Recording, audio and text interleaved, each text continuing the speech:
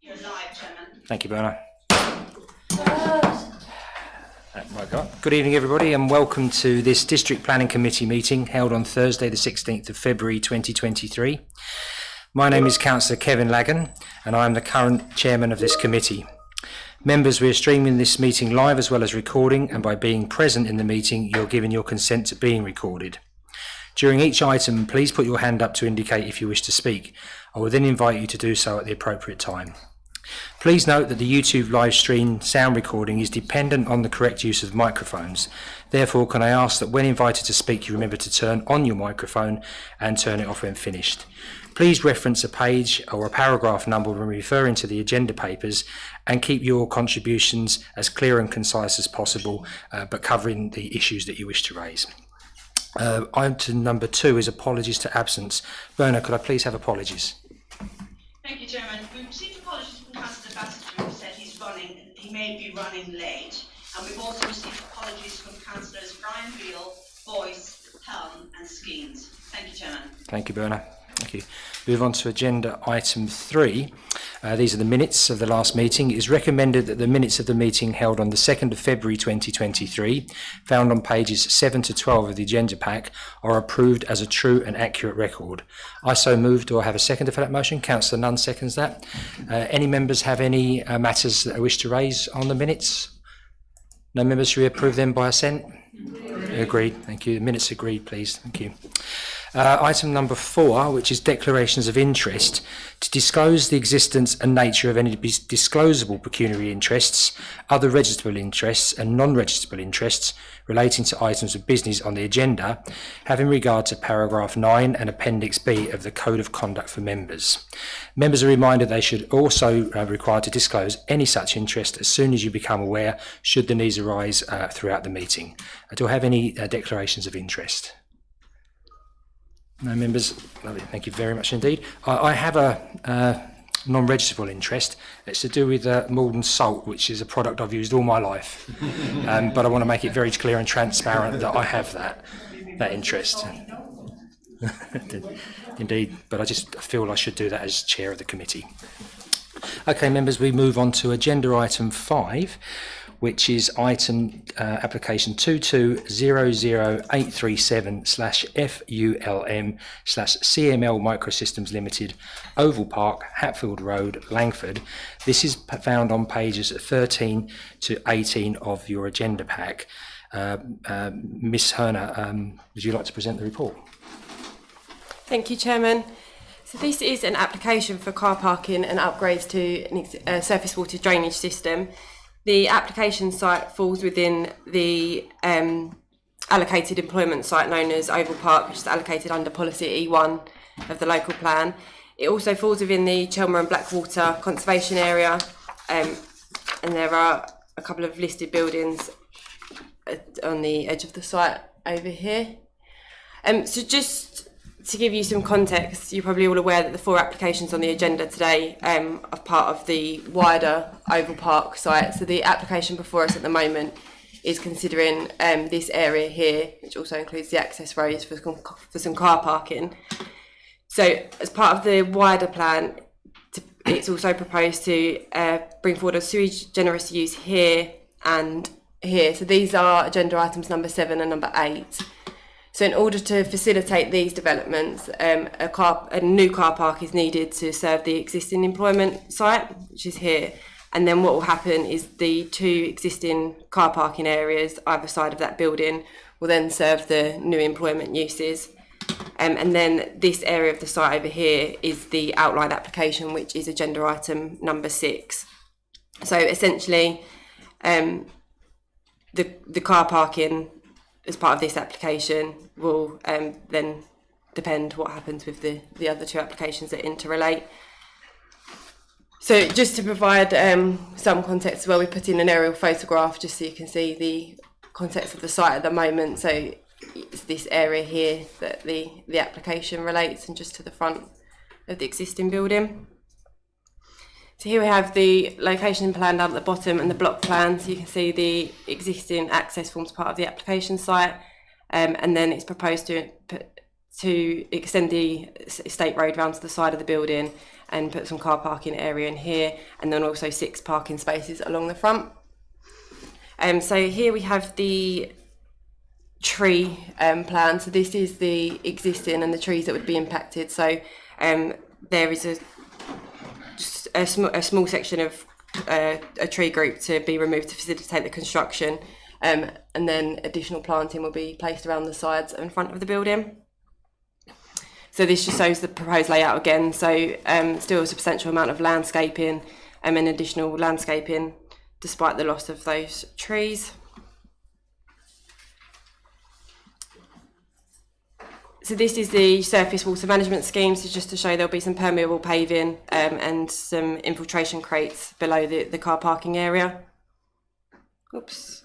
So we have some photos of the access. This was taken from the landscape visual impact assessment, but it just shows a good panoramic view of the site access. This is the site access for within the site, and then looking across the employment building. So I hope this gives some context that the fact that the car parking will actually be sited behind this building. So any views from within the site itself will be very limited, and it'd only be experienced by those actually within the car park itself.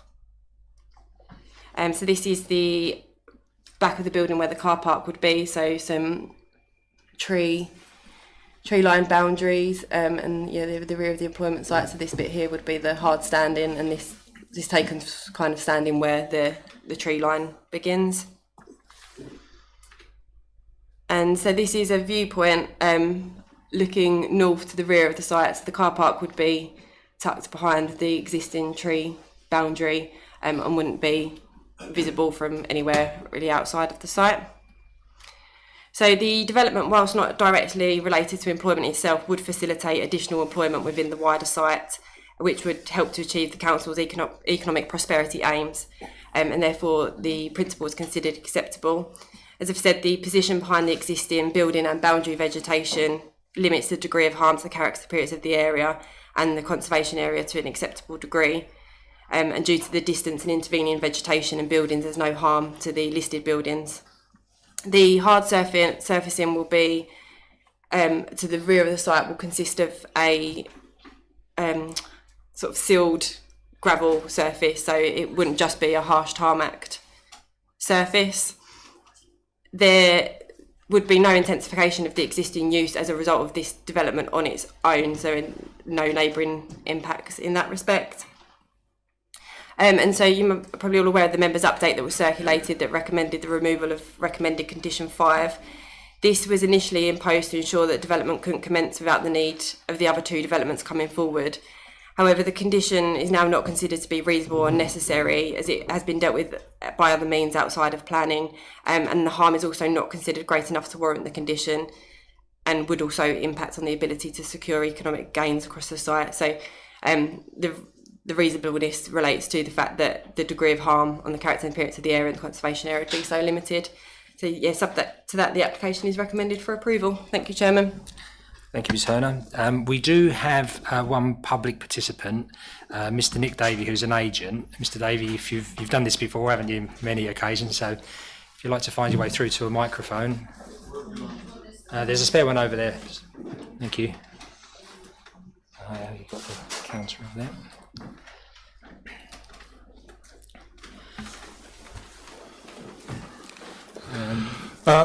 When the little clock of doom up there starts counting down, then if you start there, you have 2 minutes precisely to address the committee. Right. Thank you, Mr Davey. Thank you, members. You have before you this evening applications from 3 successful local businesses, CML, Morden Salt and Technique, that provide for the comprehensive development of Oval Park in a manner that will safeguard and bring new high-quality jobs into the district and will help the council deliver its economic prosperity strategy. The proposals will secure the development of this strategic employment site in a manner that is entirely consistent with local plan policy E1, which designates the site for employment uses including general industry and sui generis employment uses.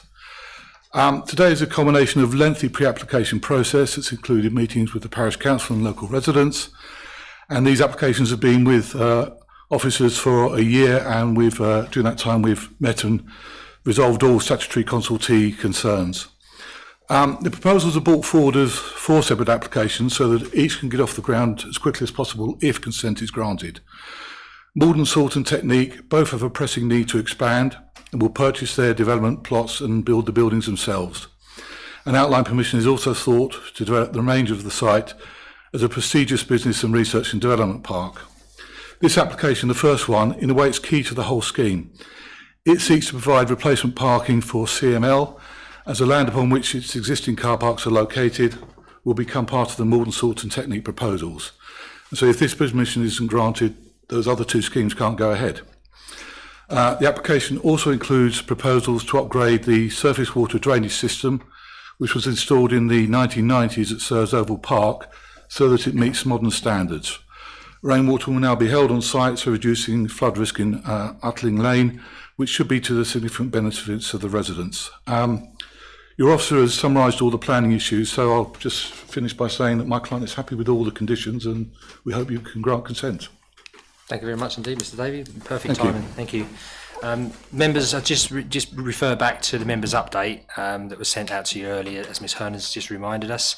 And I now invite any members who wish to comment. Councillor Stevens, please. Councillor Nunn. Thank you, Chair. I've just realised that all my page numbers are going to be adrift because I've made my notes before the minutes were inserted, so you'll all have to just do a bit of arithmetic because it's beyond me, sorry. Thank you very much, Ms. Herner, for your report. I think it's very clear, and most of the questions I previously had I found were answered as I went through it, so that was great. I've got a bit of a concern about removing this condition about the car park. I do get why we would do that, but we could end up with giving planning permission for the car park, but then refusing the rest as this evening draws on. And I wonder if we should, or if we can, make a condition that is that the car park is conditioned upon the other planning applications being approved. I don't know if we can do that. Mr. Johnson, I was wondering if you could help us with that, please. But thank you, Chairman. I mean, this is something that we have discussed within the office.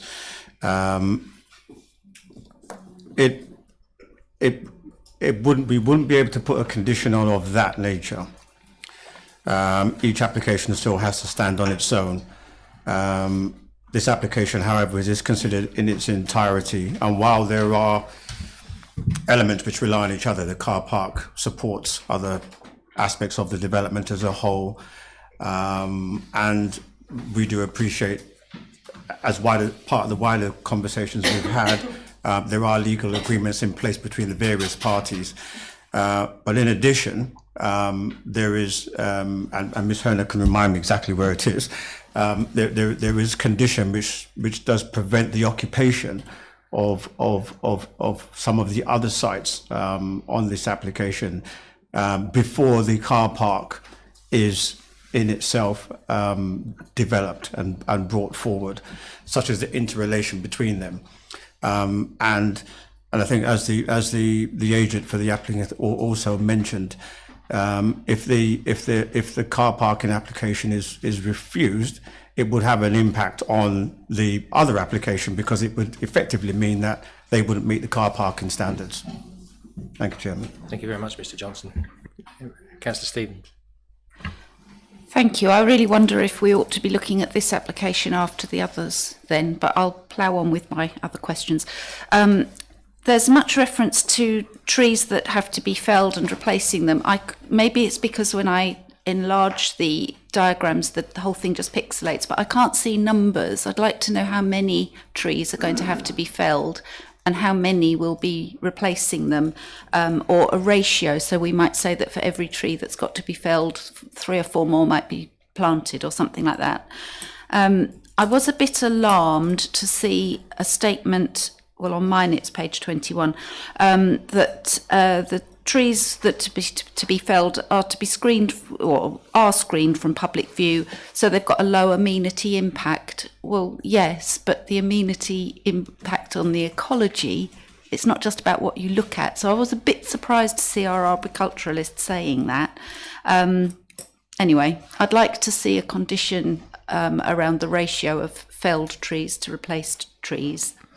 And on the occupation, on mine it's page 26, it says the soft landscape works have to be carried out in the first planting season after occupation. And I'm not sure what occupation means with a car park and why we can't just say it must be the first planting season after the permission is granted, please. Thank you. Thank you, Councillor Stevens. From my perspective, we're sticking with the order and the order paper is published. I don't know if Mr Johnson or Ms Hurnell would want to make a comment on the other point that Councillor Stevens has made. Sure. Yeah, so in terms of the specific numbers, I don't have that to hand at the moment because it's a tree group, but there would be a net biodiversity gain across the site and sufficient tree planting as confirmed by our tree officer to replacement planting. In terms of the ecology as well, so all the necessary bat surveys and everything have been undertaken on the site to ensure that those trees won't have any detrimental impacts on ecology.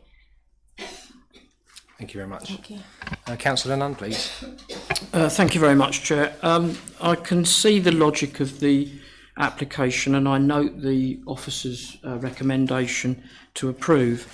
Can I take you to 5.8.1 on page 26? Which won't surprise you to learn, Chair, is about archaeology. And it talks about disturbance. And there's a very odd statement that says it's unlikely that there'll be any archaeology present because the ground's been disturbed.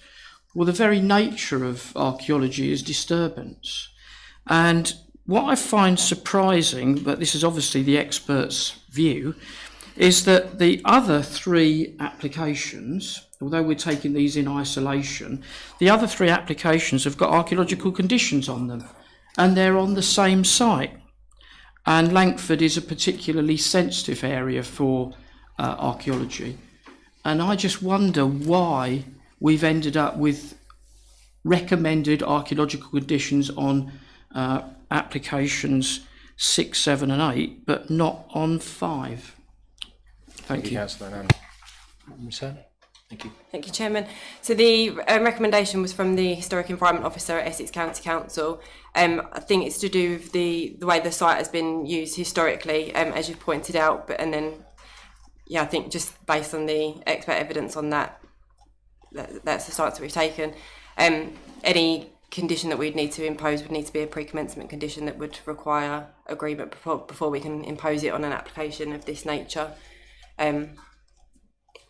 Yes, that would have potential impacts on delaying the application. I'm grateful for the response, Chair. Do I take that to mean that we could only impose the condition if the county archaeological section said there should be one? Mr Johnson? That's okay. No, it's within our gift to impose one, just as the expert on the matter, that it's their advice that we've taken in respect of the recommendation. So I don't know what sort of depths we're talking about with this landscaping and car parking, but I would personally like to recommend, if this is approved, that there is a condition similar to the other conditions. Thank you. Okay. Thank you, Councillor Nunn. Councillor White, please. Thank you, Chair, for letting me speak. Well, I have to say that I don't know how many years ago I went on to a site visit to CML, and those of us that attended were all very impressed with the work that was going on there. And we also did a site visit to Malden Salt at their current application site. And in fact, I supported their bladder for their salt. Unfortunately, it got turned down by members and won an appeal. And for me, these are iconic companies. They are on a business site. We need to promote jobs, we need to promote security, we need to promote the brand of Malden, because really for me these are the brands of Malden. So yes, there might be some ecological harm. I can see the sense of putting an archaeological dig onto the car park if members so wish to put that condition on. But I absolutely think, I agree for once with Mr Johnson, that we absolutely should support this application. And in fact, we should welcome any incoming investment with open arms, because this is absolutely what we should be doing. And I'm delighted to see this application come forward. So I'm happy to propose that we recommend the officer's recommendation, or agree the officer's recommendation. Thank you. Councillor White, is that with the... Sorry. Just to make a sort of follow-on point, to make a follow-on point regarding the condition. any such archaeological conditions suggested by Councillor Nunn would be a pre-commencement condition. The legislation requires that pre-commencement conditions are agreed with the applicant. Should the applicant not agree with the pre-commencement condition, if members are minded to approve this application with such a condition, we'd have to come back to committee for us to then take on board the fact that there is this particular condition. So we will be in that position. Well, I would withdraw the suggestion of an archaeological dig then, and I'm happy to propose that we accept the officer's recommendation. Thank you. Okay, is that seconded? Councillor Swain? Yep, okay, just hold on a second. I've got lists of people first up. You're on the list, Councillor Swain, thank you. Councillor Morgan, please. Yeah, thank you, Chair. There is considerable local concern at what effect this is going to have on the Malden and traffic on the Malden and Langford roads, which is already pretty bad. And I'm just wondering what investigations are going to be as to what sort of level of commercial traffic is going to be visiting the site, and in particular large trucks, etc. This is going to be particularly exacerbated when the A12 widens, and because the only way back onto the A12 from there is going to be via the Duke of Wellington's roundabout, which is already a considerable traffic deadlock. I'm just wondering whether officers have properly looked into. I mean, obviously, it's not highways isn't necessarily their concern, but I think that is likely to be a considerable difficulty. Thank you. Thank you, Councillor Morgan. Thank you.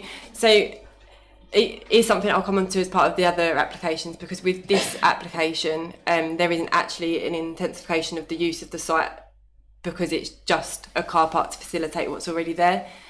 But to ease your concerns early on, there has been a full transport assessment undertaken that has looked at priority junctions. There's 6 of them, and it's also factored in North Heybridge Garden Suburb, South Malden Garden Suburb as well, and the expected impacts from there. And there's expected to be some modest increase in traffic at the junctions and waiting times, but nothing that's significant that would warrant concern, but that is something I'll address for the other 3 applications. Thank you very much indeed. Councillor Durham, please. Yeah, thank you, Chairman. Chairman, I mean, this site is in both my district ward and my county division, and members, as Councillor White has mentioned, there have been numerous applications for this site in the past submitted by CML, predominantly to include housing on the site, and they were refused both here and an appeal. This is a really important commercial site. It is an employment site. That was the main reason for not granting housing on that site, and I think we'd almost given up hope due to the economic climate that there was going to be a commercial use brought forward. Really pleased that there has been.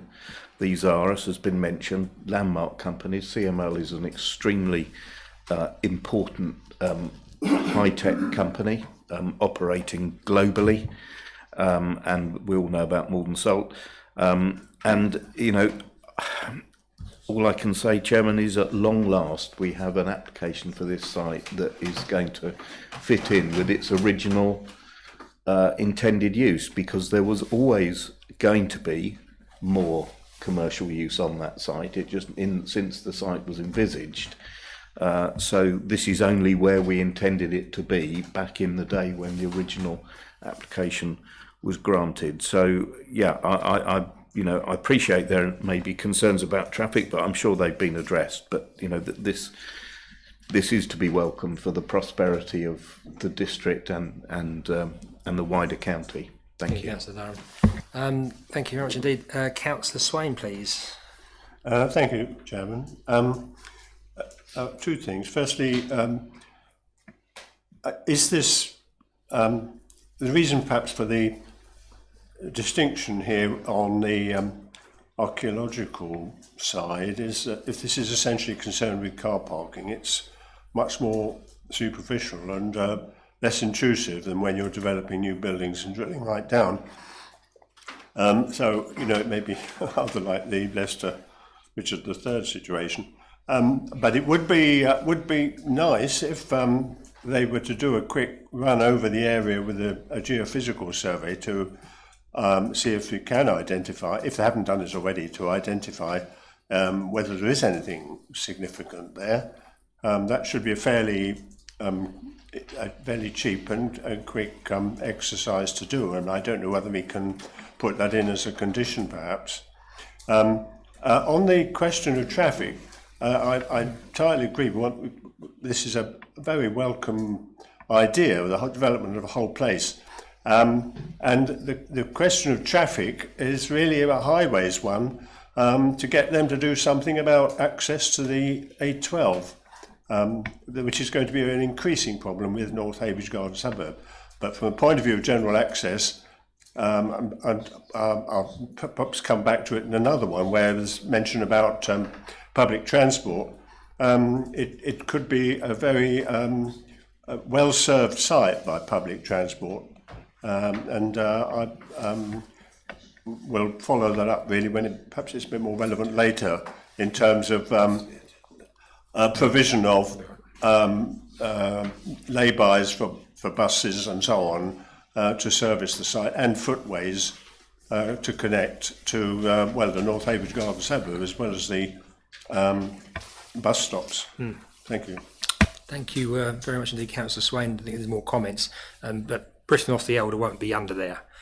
His heart's in Ely, I think, and I think we've got much chance of that. Councillor Hurd, please.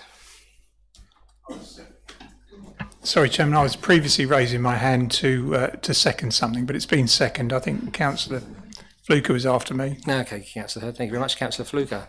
Yeah, thank you, Chairman. I mean, I know you mentioned Barnolds, but don't forget that Richard III was found in a car park. Yeah, but I don't think. I think we knew where Brittenhoff we should be mindful of that, Chairman. I mean, look, we didn't know where Dick III was. You know, going back to what members have said, I mean, the sequence of this is dealt with quite clearly in the members' update. You know, there's a members' update on why the car park comes forward first, and clearly that makes sense. As far as the borough culture is concerned, I mean, again, our own tree specialist is quite happy with this, and I don't think anybody likes to see a tree cut down, but when it comes to the amenity, they clearly can't be seen by anybody. I'm not saying that that is a good thing. As far as archaeology is concerned, I mean, clearly members have got some concerns about this, but the archaeology people at Essex don't. So I don't know whether we should hog tie us with this. I mean, if you look at the condition that's going to be hopefully applied to the next application we're going to consider, which is on page 77, you know, it's quite a big decision. I mean, my initial thought is that when they built the offices at Oval Park, they would have disturbed a lot of the land there as well. You know, it is a very, very tricky one. And as far as highways is concerned, Essex County Council, as the local highways authority, have no objections. So we can't do anything about that. Chairman, I think there was a murmur when Councillor White made her proposal, but I'm happy to support it, Chairman. And but I would like a little bit of guidance from Mr. Johnson regarding archaeology. You know, I'm quite comfortable about it based on what Essex have said. But I think one or two members aren't. But I don't want to hold up this application because, you know, as Councillor Durham says, you know, I've been involved in this site for about 12 years, and it's you know, it's a marvellous thing to see it come forward, not as a hybrid, and we desperately need employment land developed in the district. Thank you. On the archaeology.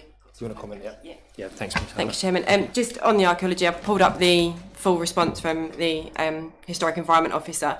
So the reason is there's been disturbance associated with the site's use as a water treatment facility in the southern half of the development area. So they've said that it's unlikely that the archaeology that's known to be present on the northern part of the site survives in the area of this application, and that's why they've not recommended any condition. So hopefully that clarifies the point a bit better. Thank you very much, Ms. Turner. Yeah. Mr. Johnson. And just to add to that, if a scenario came about, as was mentioned earlier, you know, the applicants don't agree to the condition, it comes to us and members feel they're in a position to just say refuse the application on that basis, officers will find themselves in a very difficult position in defending any such position on any appeal, if that were the case, as we'd have no grounds on which to defend against one of our own technical advisors on a matter of, you know, some specific, detailed and technical matters. Thank you, Chairman. Thank you very much indeed, Mr. Johnson. Members, we've had quite a thorough debate on the matter. We've had a proposal by Councillor White, which was seconded by Councillor Fluker. Just before we move the motion, And sorry, I couldn't. Is it okay? I did put my hand up. Absolutely, please. Sorry, I'm very you don't remiss of mind. me. I'll be really quickly. So thank you for listening to me. On page 23, 5.5.1, it said about the pedestrians and cycles and appropriate horse riding routes. I'm sorry to keep harping on, but just so that you remember, there are horse riders, and we don't want to be left out again. Thanks. No, thank you very much indeed for presence in that, and you're quite correct. Councillor Mays, my apologies. Yeah, thank you, Mr. Chairman. My question just revolves around the permeability or the not permeability of the car park. Why it's been chosen to be non-permeable, because then you don't get runoff, therefore you don't get large amounts of water splaying all over the place. Perhaps you could give me an explanation on that, bearing in mind on other parts of the application and other bits, it does actually go for permeable surfaces to the car parks, which to me would be a much better idea. So that's the first question. The second question is what is happening to the existing car park, which I think is to the east of the building. I know it's not within this particular bit, but obviously it belongs to it at the moment. What is happening with that? Is that staying there to then be hived off, or is there something else? Is it going to be expanded? Thank you. Yeah, please do. I think I'll start with your easy question first. So the existing car parks, there's one here and one here. So what the mould and salt application that's on agenda item 7 will be served by that existing car park, and then the technique application, which is agenda item 8, will be served by that. Yeah, so that's why there's the need.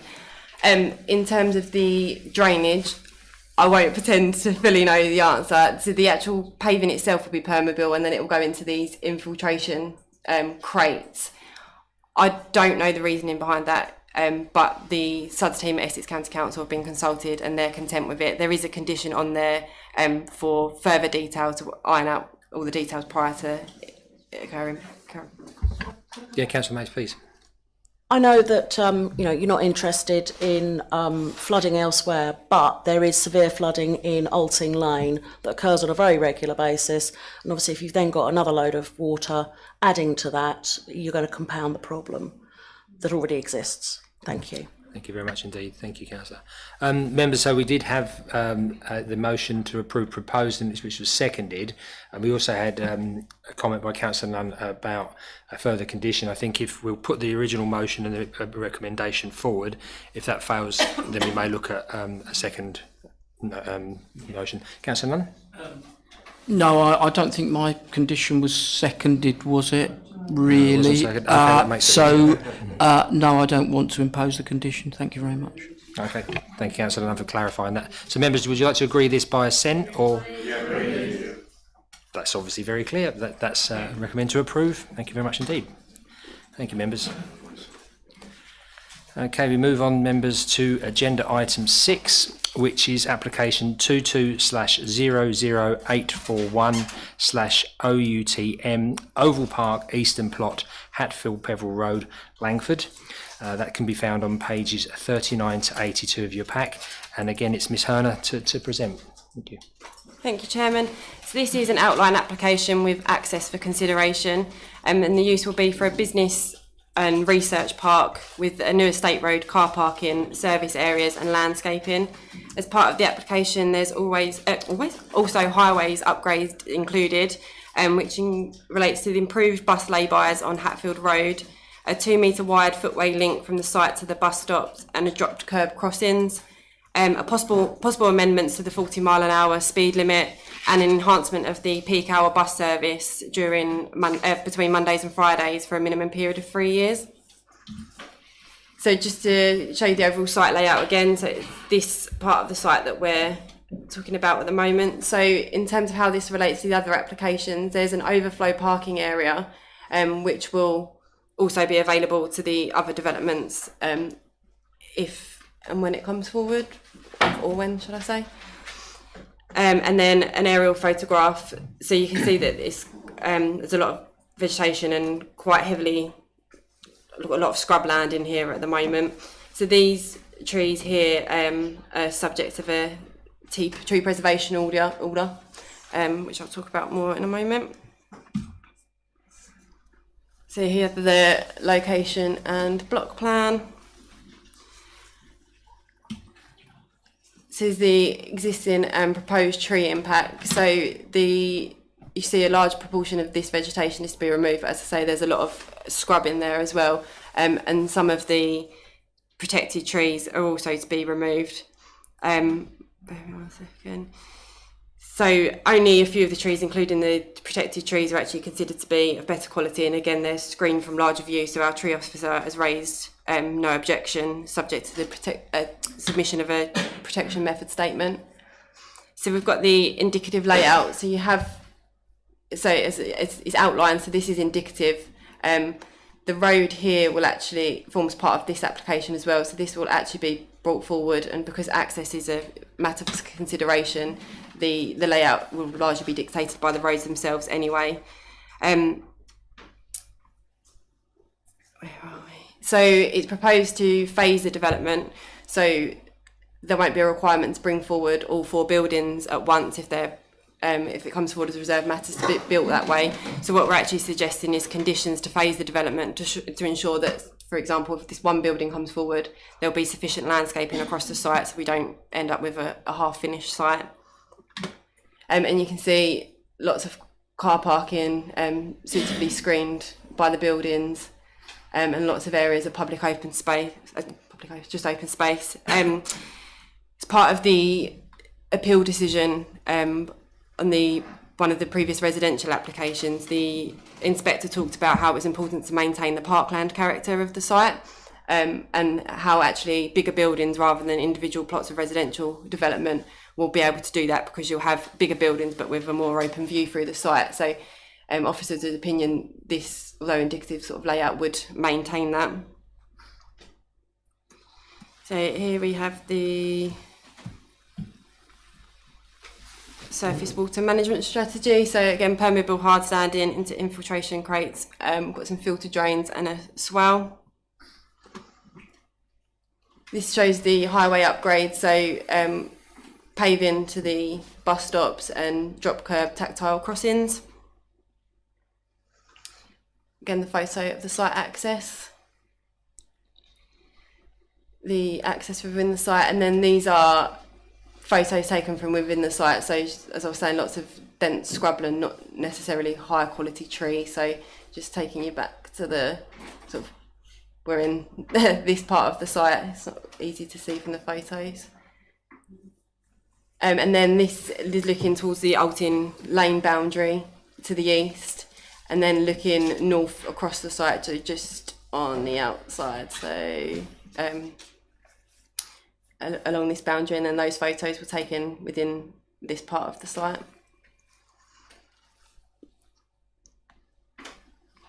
Oh, so an aerial photo again. I repeat myself there. So here's some viewpoints taken from, this is from the landscape visual impact assessment that was submitted. So you can see this viewpoint would be looking towards the development, would be behind these trees here. So densely screened boundary with vegetation. A similar viewpoint again. So this is the corner of OUTM Lane, where OUTM Lane meets Hatfield Road. And then from within OUTM Lane itself, so you've got the corner here, so the development would be set back with public open space here for people using the site.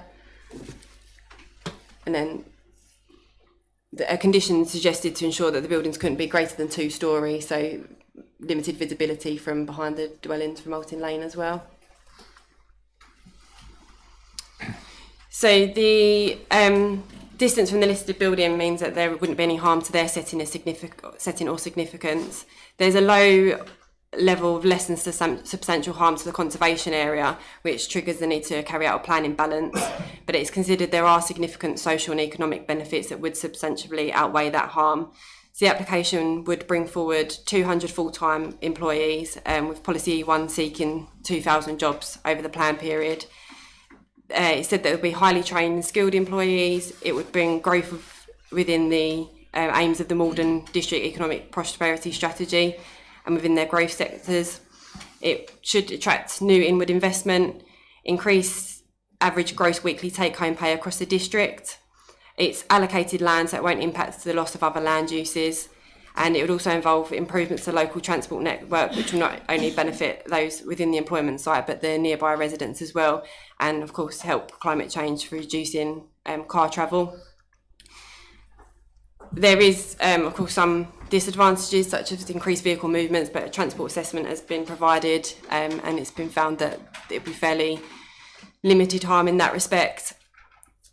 The parking requirements are also considered suitable because there's been extensive surveys carried out on existing staff that would use the wider site, and also tricks assessments, things like that. There's also the proposal to implement a workplace travel plan, and that has aims to reduce car travel by 10% over 5 years, promote car sharing, things like that. So a real push away from private vehicle usage. The upgrades to the highway network can also be secured by way of condition, and a Section 106 is currently being prepared to secure the monitoring and check-in fee for the travel plan. We can restrict the hours of use to protect any residential amenity, but this is an employment use which is considered to be acceptable in residential area. And so for those reasons, officers recommend approval subject to the conditions in the report and to the Section 106 being signed. Thank you.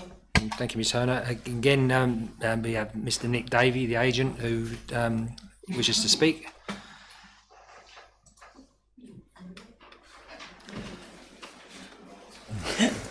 Thank you, Mr Davey. So once you start, the clock starts going down to the 2 minutes. Thank you.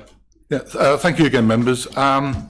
This is the only part of Oval Park for which there's as yet no identified end user, but we think the best way to attract tenants is to take the site to market with an outline consent that demonstrates both the landowners and the council's commitment to the projects. And we think with CML already on the site and with Morden Salt and Technique under development, this plot will be attractive and firms will want to come here to be part of this concentration of successful high-tech local businesses. The submitted details show how the plot can be developed for a low-density research and business park in a manner that retains the vast majority of the original waterworks trees. And it's interesting to note that the majority of the vegetation shown on that plan is all self-seeded in the last 15 years. And we can create, with some additional planting, a very attractive business park set in parkland setting. As your officers are concerned, the layout respects the amenity of neighbours and the character of the conservation area. It incorporates a full surface water drainage system within the site, which will make sure that runoff rates are the same as a green field. And we have demonstrated archaeology and that archaeology and ecology matters can be fully addressed with the development delivering biodiversity net gain both on and off site. It will also deliver a package of public transport improvements that have been agreed with county highways, and it's worth pointing out that the conditions attached to each of the three main applications provide that those improvements will be delivered from day one. You won't have to wait for all three to come along. They will be delivered whichever one scheme goes ahead first. So this plot can deliver up to 200 good quality, well-paid jobs in sectors that the council is targeting as part of its economic prosperity strategy. And the grant of outline consent will be a significant step forward to securing the development of this last remaining part of Oval Park. Thank you. Thank you very much indeed, Mr Davey. Thank you. Okay, so members, just open the floor. First, Councillor Stilts, please. Thank you, Mr Chairman. I noticed on this report that we have got some trees that have got TPOs on them to be removed. They are going to be replaced, aren't they?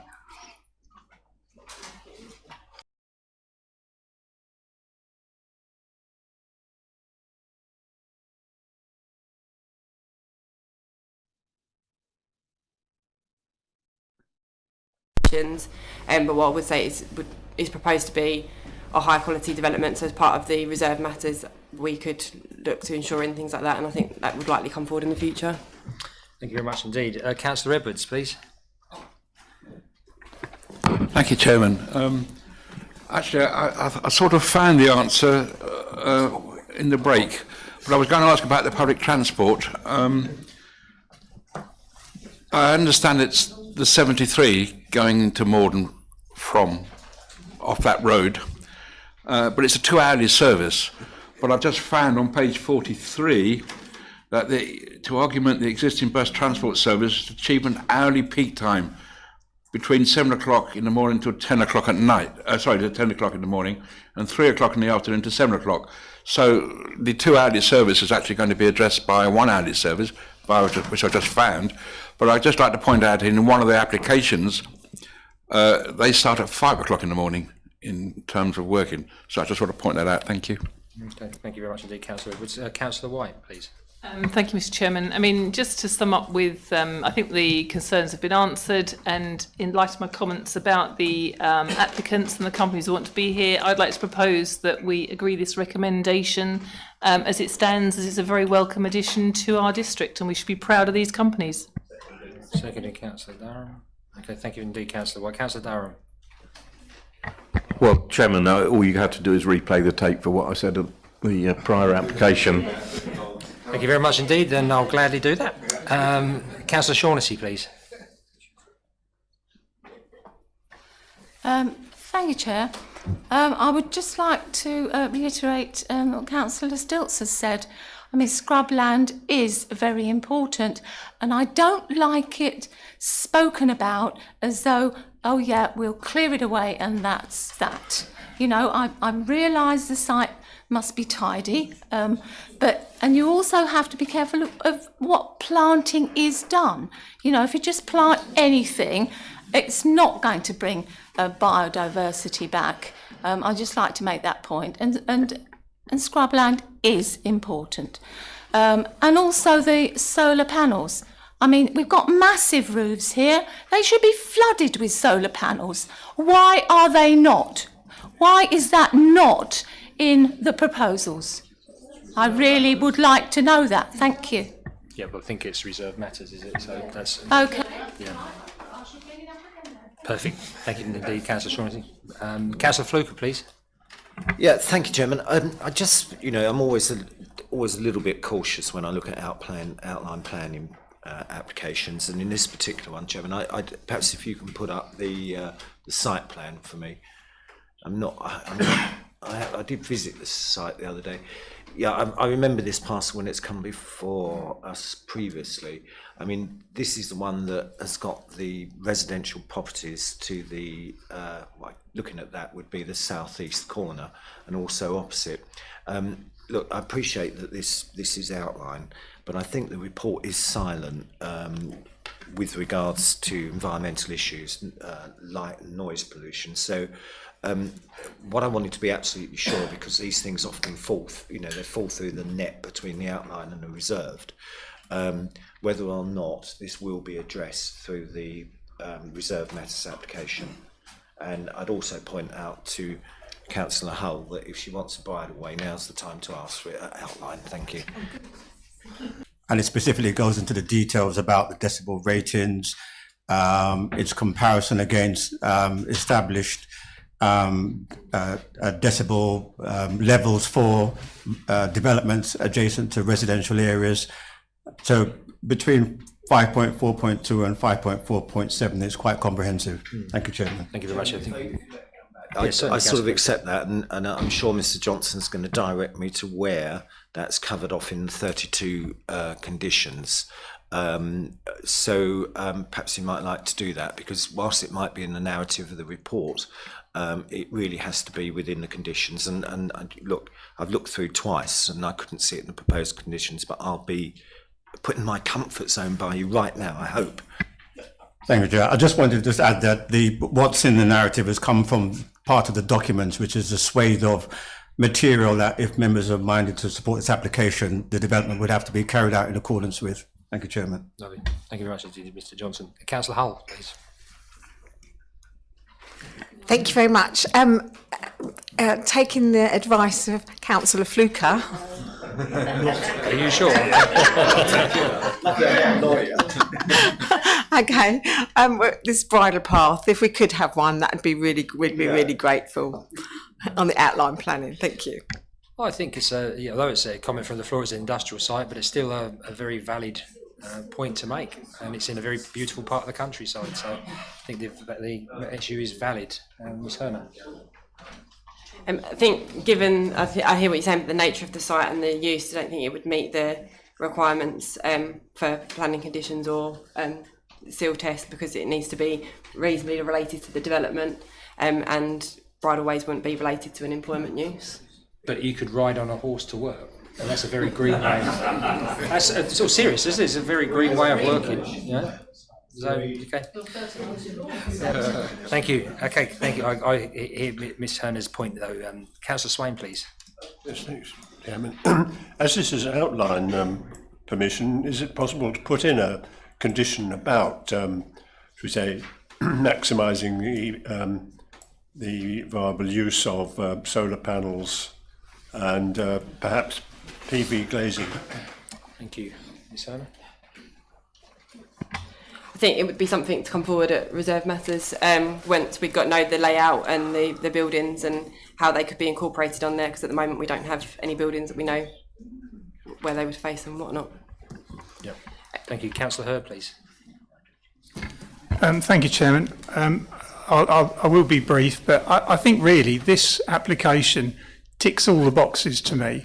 I think that you've got the progressive building as and when it's required. When I look at the plan like that, that's more of a garden suburb than the suburbs that we're building. More trees. So I really think that enough has been said about this, and I would urge members to support this application. Thank you, Councillor Hurd. Well, we actually have members. We have had a proposal to accept. That was made by Councillor White, and that was seconded by Councillor Durham. So if we put that to the vote by assent or agreed, unanimously agreed. Thank you very much indeed, Berner. Thank you, members. We now move on to agenda item 7, which is, excuse me, members, which is reference number 2200-840/FULM/Oval Park Northwest Plot, Hatfield Road, Langford, which is found on your agenda papers 83 to 128. And again, Ms Herner, if you'd like to present the report. Thank you. Thank you, Chairman. So this Members. application is a full application. Sorry, members, could we just have a bit of order, please? Thank you. This is a full application for the erection of an employment building for sui generis purposes with car parking, servicing and landscaping areas. And just to note, whilst the proposal itself isn't a personal permission, because of the nature of it being a sui generis use, it is actually specific to the applicants and their requirements. For instance, it will involve salt processing, packaging, collection. There's hospitality areas, a development kitchen and aspects like that. So actually, if anybody else was ever to move into the site, they would need a new permission to be able to be adapted into the way they want. So yeah, as I say, not a personal permission per se, but would be protected in that sense. So we are now talking about this area of the site here. So that's to use the car parking earlier that was facilitated earlier by the agreement to approve this application for car parking. There's some grade 2 listed buildings within this part of the site. So you have Beavis Hall and Beavis Hall's barn. So the same highway upgrades that were proposed as part of the last application also apply to this application. So the improvement of the lay-bys, the footway link, amendments to the speed limit and the enhancement to the existing bus service. The proposal itself will employ 75 staff. And here's just an aerial photo so you can see existing boundary vegetation here between the listed building and the application site. And the locational block plan, and then just a more zoomed in version again of the layout. So this is the tree impacts. So a few trees to be removed just to facilitate the development, but again they're largely considered to be of low quality and low amenity value. The surface water drain management strategy, which follows a similar proposal to what we've seen previously. Sorry, I should have mentioned as well, if I go back, there's an extension proposed to the parking area that already exists to just facilitate more parking within the site.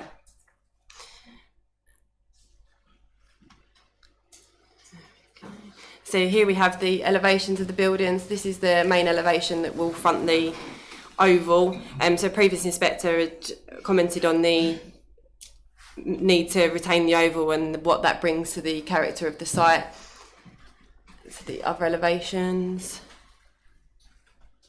So we have a lot of height variation to try to break up the mass, and we've also, as part of the pre-application process, discussed the materials and to be able to use this gradient cladding.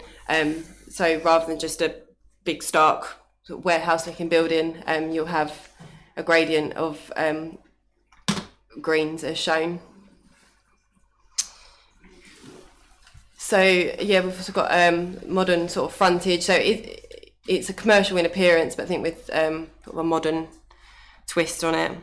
So here we have the CGI of the front of the building, so you can see a lot of glazing to break up that bulk as well. And then just a CGI of how it relates to the oval form, and you can see some car parking as well. So we have some roof plans.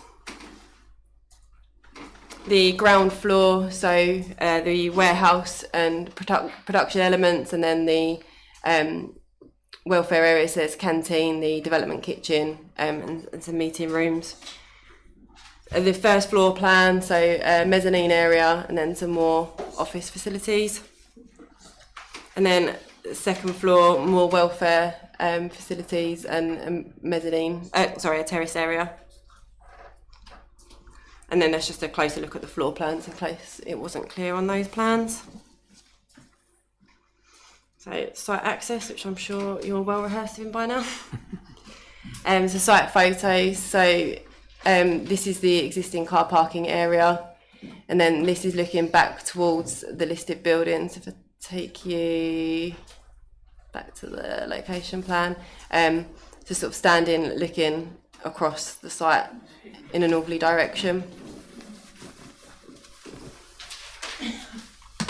And then, yeah, some existing vegetation you can see here in this photo here.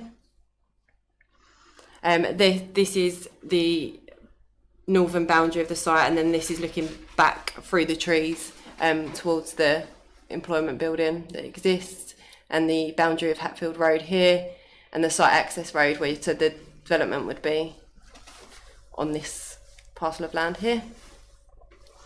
So here you can see the listed building is sited behind here and Hatfield Road.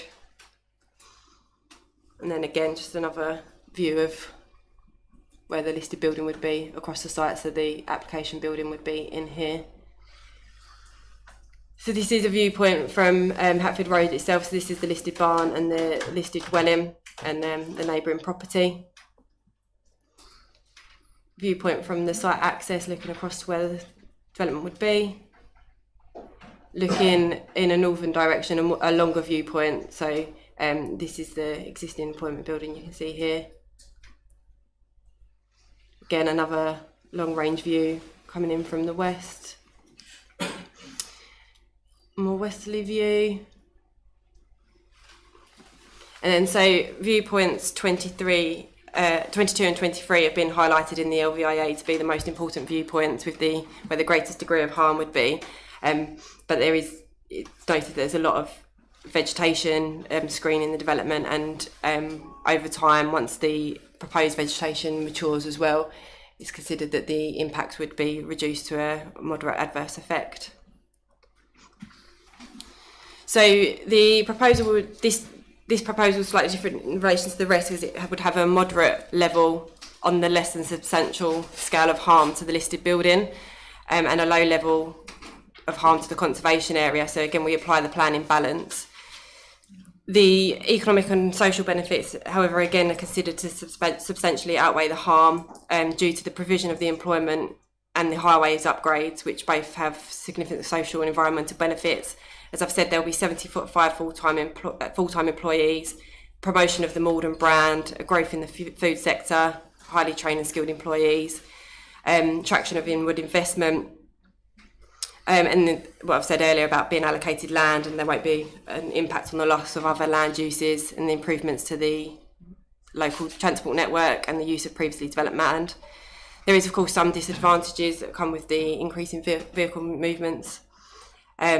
but the parking is considered to be suitable based on the evidence in the staff surveys and the implementation of the workplace travel plan and the highway upgrades and the over-provision of cycle spaces. We can also restrict the hours of use to protect residential amenity. Whilst the Maldon Salt use itself will actually involve shift work, the actual nighttime vehicle movements are limited to 30 movements, and there was no concerns raised in the noise impact assessment in regards to that.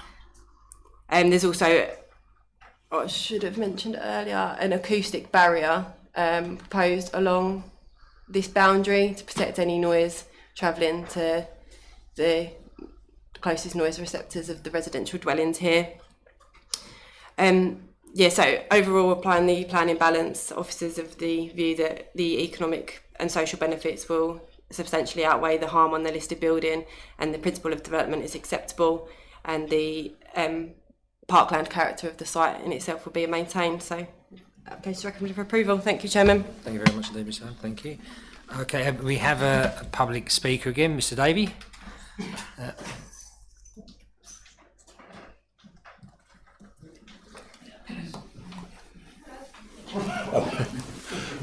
Thank you again. I think everyone knows Maldon Salt. Been in the town for many, many years, and it exports to over 60 countries, and there's production facilities at Goldhanger and in the town. And its current headquarters and distribution facilities are at White Hill. The company is on an ambitious growth trajectory, and is currently doubling its production at Goldhanger, and it needs headquarters, research and development, packing and distribution facilities to match. The company wants to stay in the district, and after searching for a number of years, it's identified Oval Park as the place where it wants to be. Should members resolve to grant consent today, it will buy the land and it will develop the plot itself. It's agreed the unilateral undertaking with the county, and it's already committed significant sums working beyond the project, beyond the planning stage. So should members grant consent today or resolve to grant, it hopes to be on site in the autumn, early winter of this year. The scheme architects have designed an attractive, sustainable building that will sit comfortably within Oval Park and complement the adjacent CML and Technic buildings.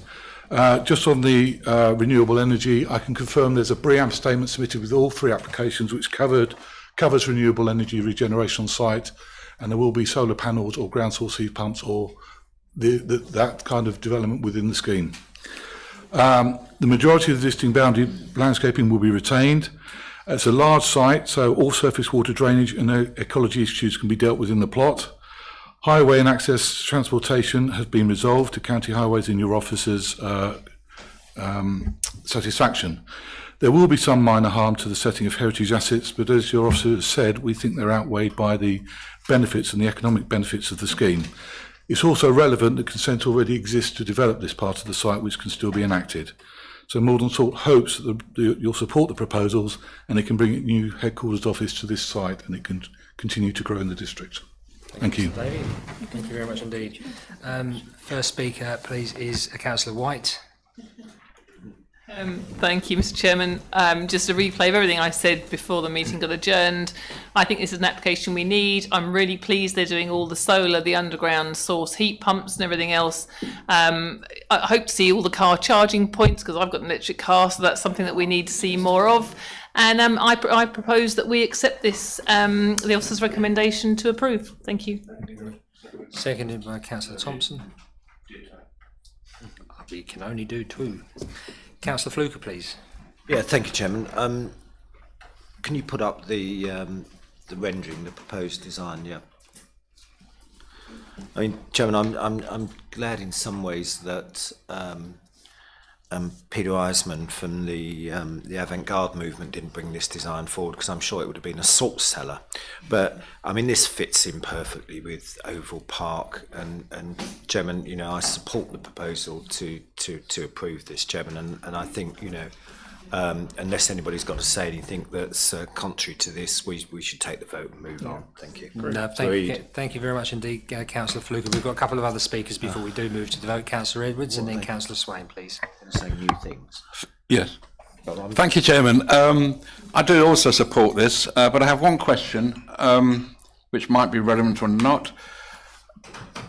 Bearing in mind there's no facilities in the area in terms of shops and such like, and bearing in mind the population, or the working population, is, I believe, over 200. On page 85, 3.16, are the canteen facilities open to all the companies on site, or just Morn Salt? Thank you. I suspect more than salt, but... Yeah, so each application is I guess it'd be to the applicant whether they open the doors, but each application does have its own welfare facilities. Thank you very much, Councillor Edwards. Councillor Swain, please. Yes, thank you, Chairman. I notice it says about the noise that they're concentrated on the car park area and so on. Can you establish it? Will there be 24-hour working of any noisy machinery in the plant? Thank you, Councillor Swain. Devon.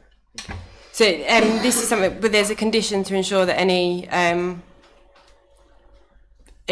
think it's external noise doesn't exceed the 40 decibels to make sure that any machine noise doesn't impact on day or night. We've also got a condition to agree working hours, so that would be something that would be within our control. Thank you very much indeed. Councillor Stevens, please. Thank you, Chair. I think people shouldn't misconstrue questions as being against something, but it is just a question. In the first application, the one for the car park tonight, I noticed that under the internal consultees, it said waste. They hadn't responded. Well, okay, it's car park. But there's no such comment against waste here. It doesn't say whether they've responded or not. It doesn't even say that waste exists.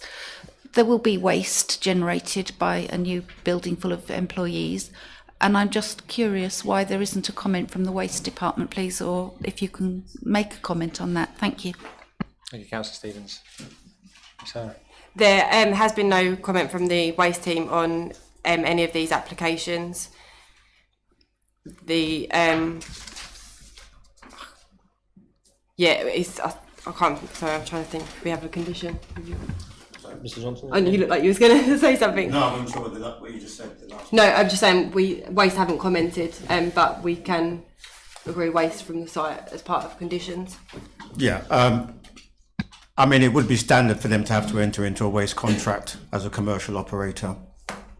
So there are controls outside of planning that could satisfy that. So I'm rest assured that waste can be as part of a normal contract. Commercial contract agreement can be satisfied. Thank you, Chairman. Thank you very much indeed. Councillor Durham, please. I was just going to say exactly what Mr. Johnson has said. I mean, the fact that there's no comment from our waste department is irrelevant because the commercial waste isn't dealt with by this authority, and each operator would need their own commercial waste agreement, and anything they're putting in it would be subject to licence from the Environment Agency, should there be something. Yep, quite correct. Okay, members, thank you very much indeed. We have a recommendation to approve, which has been proposed by Councillor White and seconded by Councillor Thompson. Do members agree to this by assent? Okay, Bernard, that's agreed and passed by assent. Thank you. Thank you very much. We now move on to agenda item 8, members, which is reference 22/00858/FULM/ and it's no surprise, Oval Park Southern Plot, Hatfield Road, Langford. This can be found on pages 129 to 172 of your agenda packs. And again, it's Ms. Herner to present the report. Thank you. Thank you, Chairman. So this is another full application for a deployment building with a sui generis use class, with car parking, servicing and landscaping areas. And with the previous application, so it's sui generis, whilst it's not a personal permission, it is specific to the applicant.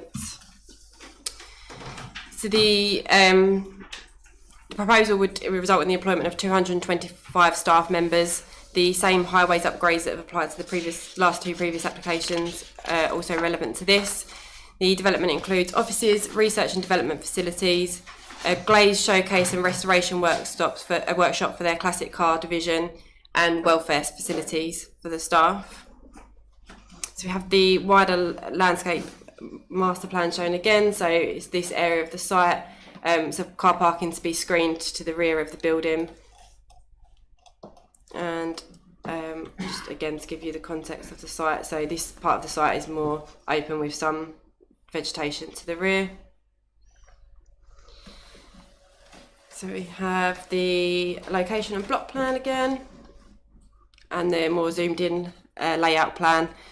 So again, the development would front Oval Park, retaining that as a central feature within the site. And the cycle parking you can see here, and also as with the other applications, disabled and electric charging bays are also provided. See the areas highlighted in red, and the groups of trees highlighted in red to be removed, and the individual trees.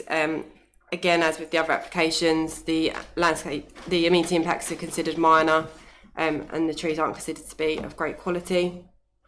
So surface water management strategy, again permeable paving where possible, with a swell to the front of the site. So we've got elevation, so you can see that this references the previous application as well, so the two buildings will tie well with each other and well into the wider site. Similar materials, use of glazing to break up the expanse of, particularly on this elevation, the walling. So just to give you some context, that would be this elevation here, so anyone travelling along the access road here, particularly into the business park, wouldn't be greeted with just a expanse of warehouse. There would be interesting features. And then you have the glazed car showcase as well, fronting the oval to provide a bit of interest in sight and variation in height. So CGI just showing this. And another angle. Roof plans. Ground floor plan. So we've got the workshop with the restoration workshop with the glazed showcase here, office and welfare facilities, and the production workshop. Then on the second floor, more office and welfare with the mezzanine area to the workshop, and then just a section through the workshop. The access, the existing car park. Don't know if I mentioned, to the car park to the eastern side of the existing employment building would serve this application as well as. Sorry, let me roll back a bit. Yeah, so there's proposed car parking in here as well as the use of the existing car park that currently serves the CML building.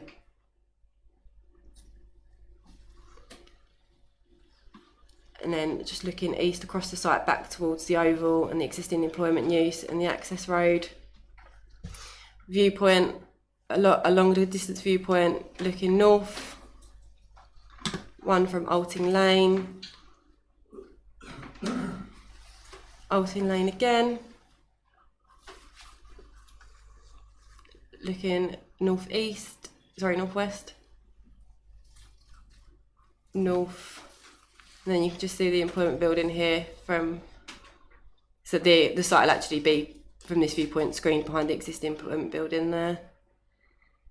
And then, as with the previous application, viewpoints 22 and 23 are considered to be the most impacted on, but this building particularly would be screened by the mould and salt building and the existing employment building. So this proposal won't cause any harm to the listed building due to the intervening vegetation and the distance from those buildings, but the planning balance again applies because of the impacts on the conservation area. The economic and social benefits are much the same as what I've repeated before. This site will actually have the largest number of employees. There's the same disadvantages apply in terms of the vehicle movements, but all ecology matters have been addressed. Parking is considered suitable, and we can secure all the highway upgrades by section 106. Other than what I've repeated earlier, I don't think there's anything else to add, so this application is recommended for approval. Thank you. Thank you very much indeed, Devon. Again, we have one public participant, Mr. Not yet, not until debate's been done, Mr. Davey, please.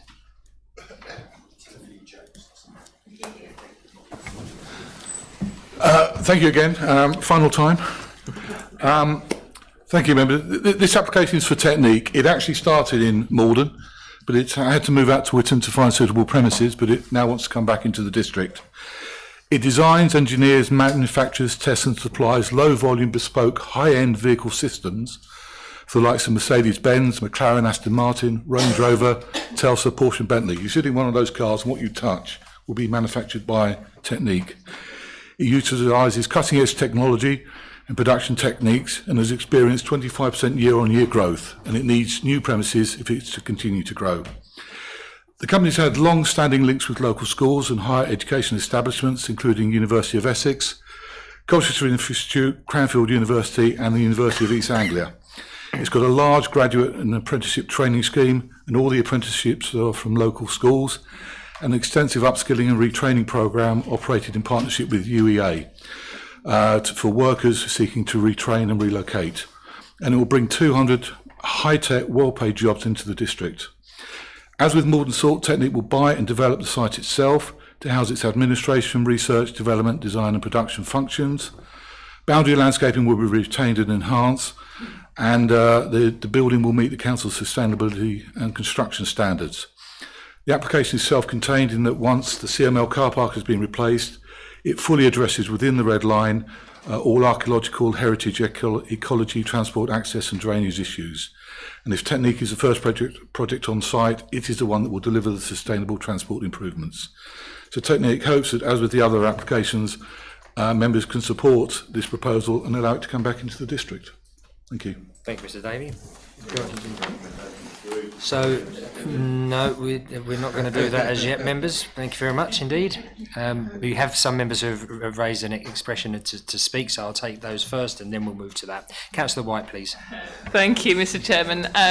Well, I have to say again, it's a business that we need in the district, it's a business we want to support, and I have to say, I hope if we're all re-elected, that when these businesses are up and running, we certainly get to have a look around some of these businesses, because to me they sound really exciting and I'm really proud to have them coming into the Morden district. I support them 100%, and because of that I'd like to propose that we agree the officer's recommendation to approve this application. Thank you very much. I think actually Councillor Siddle did make a proposal, so I've actually noted that Councillor Siddle did propose that. So would you care to second, Councillor Siddle? Councillor White. Yeah, we were a little bit premature. Councillor Stilts, please. It's just a quick question, really. On condition 5, you talk about the wheel and underbody washing facilities. Can you tell me how that water will be collected, whether that is going to go to runoff drain water or whether it is going to be reused, cleaned, so that it doesn't contaminate the area? So that would be something that would be agreed as part of the construction management plan when that comes in, but it would be ensured that it wouldn't cause any contamination. Thank you very much. Members, I've had the proposal for recommendation by Councillor Siddle and seconded by Councillor White. Does that by assent? Agreed? Members, that's agreed. Thank you. We move on to item number 9. Members, any items of business that I decide are urgent? There are a couple. One is, it's easy, Tigers.